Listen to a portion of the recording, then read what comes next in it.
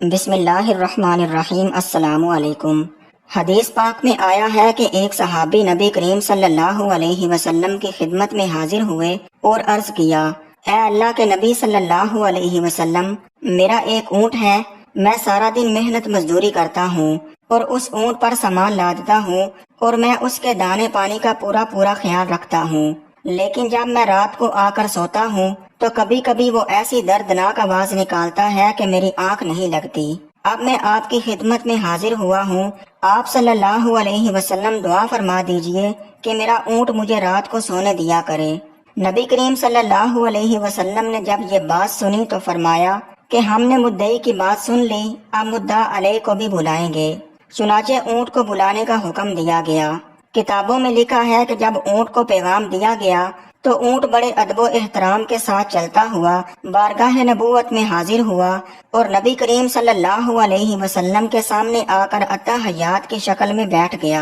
نبی کریم صلی اللہ علیہ وسلم نے اونٹ سے ارشاد فرمایا کہ تیرا مالک تیری شکایت بیان کر رہا ہے کہ وہ تیرے دانے پانی کا خیال رکھتا ہے، لیکن تو اس کا خیال نہیں رکھتا اور رات کو ایسی آوازیں نکالتا ہے کہ جس سے تیرے مالک کی نیند خراب ہوتی ہے۔ یہ کیا معاملہ ہے؟ یہ سن کر اونٹ کی آنکھوں میں آنسو آ گئے اور کہنے لگا، اے اللہ کے محبوب صلی اللہ علیہ وسلم، معاملہ یہ ہے کہ ہم دونوں سارا دن محنت مزدوری کرتے ہیں، یہ میرا خیال رکھتا ہے اور میں اس کا خیال رکھتا ہوں، یہ بوجھ لاتا ہے اور میں لے کر پہنچاتا ہوں، یہ مجھے دانا پانی بھی دیتا ہے، ہم دونوں ایک دوسرے کے اچھے ساتھی ہیں۔ نبی کریم صلی اللہ علیہ وسلم نے ارشاد فرمایا کہ جب اچھے ساتھی ہو تو پھر اس کو سونے کیوں نہیں دیتے؟ وہ کہنے لگا، اللہ کے نبی صلی اللہ علیہ وسلم، معاملہ یہ ہے کہ کئی مرتبہ یہ تھکے ہوئے گھر آتے ہیں، مغرب کے بعد کھانا کھاتے ہیں، اس وقت کبھی کبھی ان پر نیند غالب آ جاتی ہے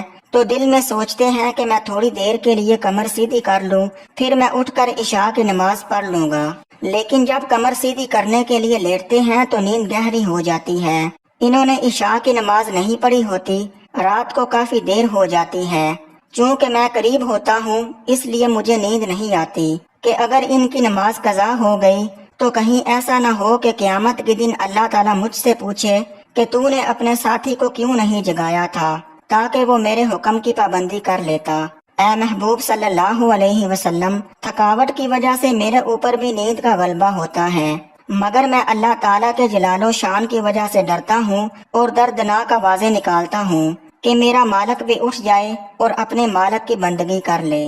مزید اچھی ویڈیوز کے لیے ہمارے چینل کو سبسکرائب کریں۔